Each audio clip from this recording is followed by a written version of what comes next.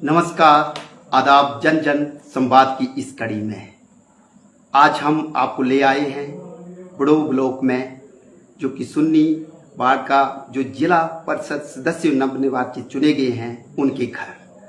अक्सर देखा गया कि पंचायत चुनावों में लोग कम मांगते हैं जिला परिषद और समिति के मेंबर को, लेकिन हम सभी जानते हैं कि 73 अमेंडमेंट एक्ट में एक संवैधानिक दर्जा प्राप्त हुआ गांव को, तो उसमें जिला परिषद का एक अहम रोल है। अगर कोई पॉलिसी दिल्ली या शिमला में बनती है, उसे धरातल में लाने का कार्य जो करता है, क्रियान्वित करने का कार्य जो करता है, वो जिला परिषद सदस्य करते हैं, जिला परिषद अध्यक्ष करते हैं। अब हम आपको मिलाने वाले हैं सुन्नी ब्लॉक की जो कि नवनिर्वाचित सदस्य हैं जिला परिषद मधुबाला जी से, उनसे संवाद के कुछ क्षण। नमस्कार। नमस्कार सर। मैम, आप जिला परिषद का एक बहुत ही मार्जिन से इसमें कामयाब हुए हैं, उम्मीदवार बने हैं, जीते हैं, तो मैं चाहता हूं कि आप अपना व्यक्तिगत परिचय दें और इस जीत को आपने किस तरीके, कौन सी स्ट्रेटजी से के तहत कामयाब किया। पहले तो आपका बहुत बहुत धन्यवाद सर, जो आपने मुझे इस काबिल समझा कि आपने मुझसे संवाद करने के लिए कांटेक्ट किया। तो मैं आपको बता दूं, मेरा नाम मधुबाला है और मैं छोटे से गांव थाना लाहड़ से बिलोंग करती हूं, जो कि थाना खास पंचायत का एक वार्ड नंबर 5 है। तो मेरा जो फैमिली बैकग्राउंड है सर, ये कोई राजनीतिक बैकग्राउंड नहीं है। मेरे हस्बैंड जो है एक्स सर्विसमैन है, मेरे फादर भी एक्स सर्विसमैन है और मेरे जो फादर इन लॉ हैं वो भी एक्स सर्विसमैन है। तो मैं ये सब आपको इसलिए बता रही हूँ कि जो देशभक्ति की जो भावना है ना, वो आप ये समझ लीजिए कि ये और जन सेवा की जो भावना है वो एक मेरे ब्लड में ही है। तो मैं भी, भगवान ने मुझे ये मौका दिया है कि मैं इतने बड़े जैसे जिला स्तर पर ये जो जिला परिषद का जो चुनाव है वो मैंने लड़ा और इसमें मुझे लोगों ने इतना प्यार दिया। इसका जो आपने मार्जिन की बात कर रहे हैं, मैं इसके बारे में कुछ नहीं जानती हूँ। मैं एक छोटी सी कार्यकर्ता हूँ और मैं एक छोटे से कार्यकर्ता के रूप में ही लोगों के बीच में गई थी और उन्होंने ही मुझे यहाँ तक पहुँचाया है। इसका ये जो क्या जादू किया, ये तो जनता ही बता सकती है। तो मैं इसके बारे में कुछ नहीं बोल सकती हूँ। मैंने अपना काम किया है कि लोगों तक बस अप्रोच बनाई है अपनी। मैम, अक्सर देखा गया कि आपका जो मार्जिन है वो लगता है, मुझे लगता है कि इतिहास में नोट करने वाला है। आज से पहले इतने मार्जिन से कोई भी नहीं जीता। आप खुद ही बताएंगे कितने मार्जिन से आप जीते हैं मैम प्लीज। सर, जो टोटल पोलिंग हुई है वो हुई है 17,500 के करीब। उसमें से मुझे जो मिले हैं वो है 14,513 वोट और जो मेरे प्रतिद्वंदी थे उनको मिले हैं 3,051 वोट। तो आप लगा लीजिए टोटल तकरीबन 11,462 वोटों का तकरीबन ये मार्जिन है सर। तो ये जनता ही जानती है कि उन्होंने इतना प्यार दिया है, वो इसका जादू वही बता सकती है, जनता ही जो इतना प्यार दिया उन्होंने। इतना बड़ा मार्जिन में, तो इतने बड़े मार्जिन पे क्या आप इस बार कहते हैं कि ओबीसी की जिला परिषद अध्यक्षा रिजर्व है, तो आप दावा अपना पेश करती हो मैम प्लीज। देखिए सर, मेरा तो जहाँ तक मेरा मतलब सवाल है, मेरा तो चुनाव लड़ने तक का कोई इरादा नहीं था। अब मुझे जनता ने, लोगों ने, संगठन ने ये जिम्मेवारी दी, मैंने वो अपनी जिम्मेदारी निभाई। अभी मैं एक छोटी सी कार्यकर्ता ही हूँ। मुझे आगे भी जो भी जिम्मेवारी मिलेगी मैं उसको निभाऊंगी। किसी पद विशेष की मुझे कोई लालसा नहीं है। जो मुझे दिया जाएगा कार्यभार वो मैं अभी तक जैसे निभाया वैसे आगे भी वो निभाऊंगी और जनता की सेवा के भाव से मैं इस क्षेत्र में आई हूँ राजनीतिक।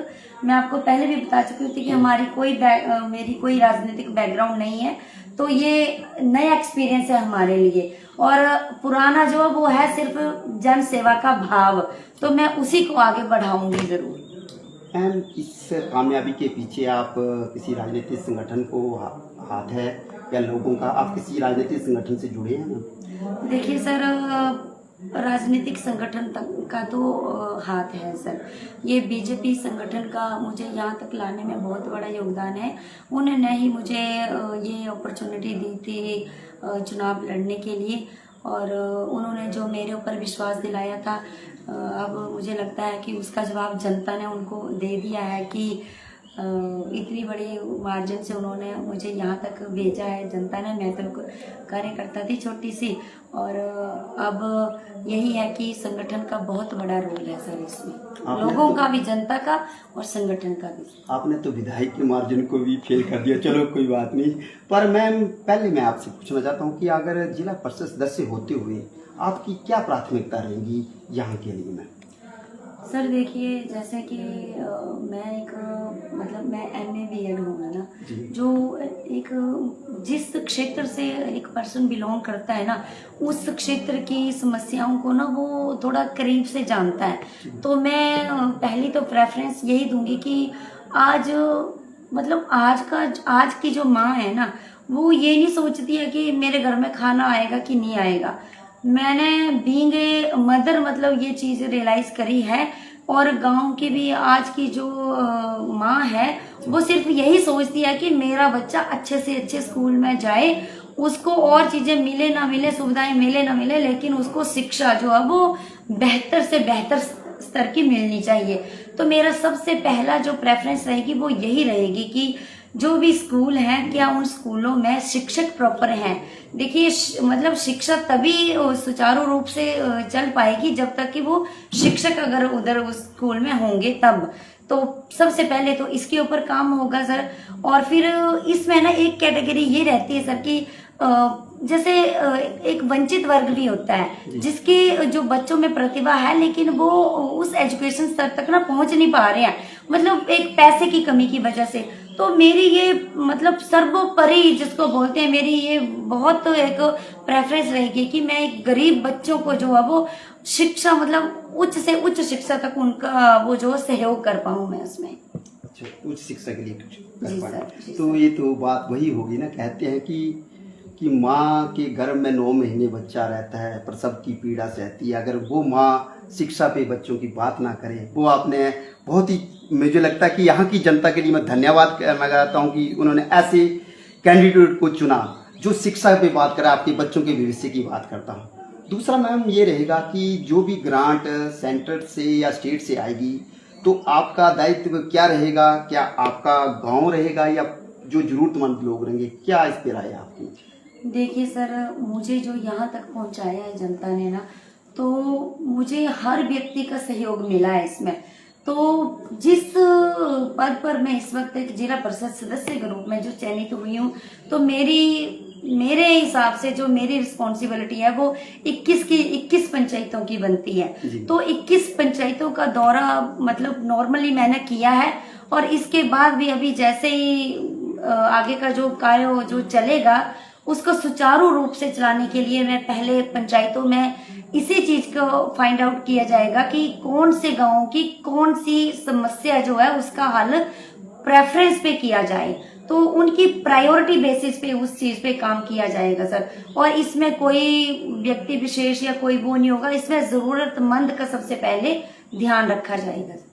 मैम ये जंगल क्षेत्र है और अधिकांश देखा कि रोड कनेक्टिविटी कम है, और एक गर्मियों का मौसम था।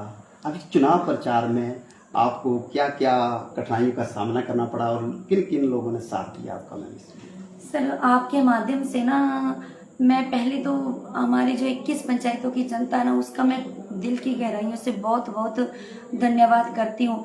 मैं जिस भी घर में गई हूँ, धूप में दोपहर में, लोगों ने इतना प्यार दिया है। किसी ने मतलब अनमने मन से डोर नहीं खोला है कि कौन आ गया इतनी धूप में या कुछ ऐसा। इतना प्यार अभी तक मेरा गला जो है वो मतलब सही नहीं हो पाया है। मतलब उन्होंने इतने अच्छे से चाय पानी ठंडा मतलब इतना प्यार देते थे वो।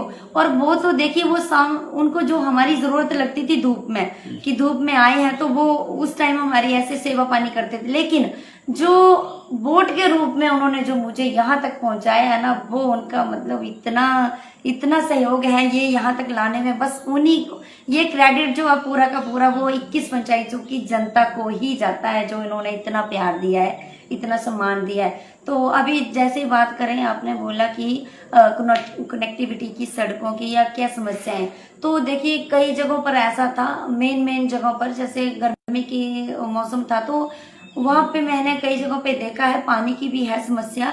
तो वहां पर उस पानी की समस्या को हल किया जाएगा।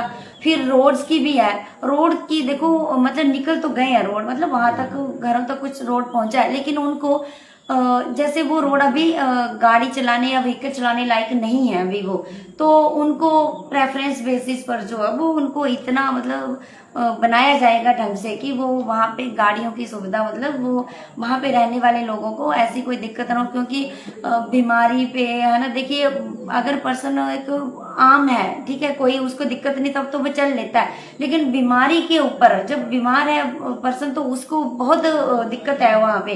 तो मैं इस बात का जरूर ध्यान रखूंगी कि लोगों को ऐसी समस्याओं का मैं निवारण कर पाऊं प्रायोरिटी बेसिस पर। जैसे आपने शिक्षा और कृषि पे बात की, तो क्या आप इन पे समितियों का गठन करेंगी ग्राम स्तर पर? बिल्कुल सर, जो मतलब यहाँ के जो बुद्धिजीवी लोग हैं, पहले तो पंचायत स्तर पर समस्याओं का उनको ध्यान में लाया जाएगा कि है क्या क्या प्रायोरिटी बेसिस पे क्या समस्याएं हैं, उनके लिए प्रॉपर कमेटियां समितियां बनाई जाएंगी। और देखिए ये फिर बाद की बात है, वो पहले मतलब मैं आपसे यही बात हो रही है कि समस्याओं का जो है पहले उनको आइडेंटिफाई किया जाएगा, हाँ, फिर उनके ऊपर किस तरह से हम काम कर सकते हैं बेहतर, हाँ, बुद्धिजीवियों के साथ बैठ करके उनके ऊपर पहले एक प्लान बनेगा, हाँ, प्लान के तहत वो काम जो है वो किया जाएगा। और मैं समझती हूँ कि जो वहाँ के लोग हों, अगर वो वहाँ के लोग इसमें सक्रिय रूप से हमारे साथ आए तो हम इसमें बहुत अच्छे तरीके से काम जो है वो कर सकते हैं। हम जैसा देखा गया कि बुड़ो में राधा कृष्ण बहुत फेमस मंदिर है, पर्यटन की दृष्टि में इसमें सुधार हो सकते हैं, तो आप क्या कार्य कर सकते हैं कि जो सरकार से यहाँ पर मैंने देखिए सर, इसमें मैंने जो मुझे कमी लगती है, ऐसे तो सब कुछ है, लेकिन थोड़ा सा जो है वो लैंड की भी कमी है कि अगर हम कुछ नया कंस्ट्रक्शन का सोचे तो थोड़ी लैंड की है दिक्कत आसपास में।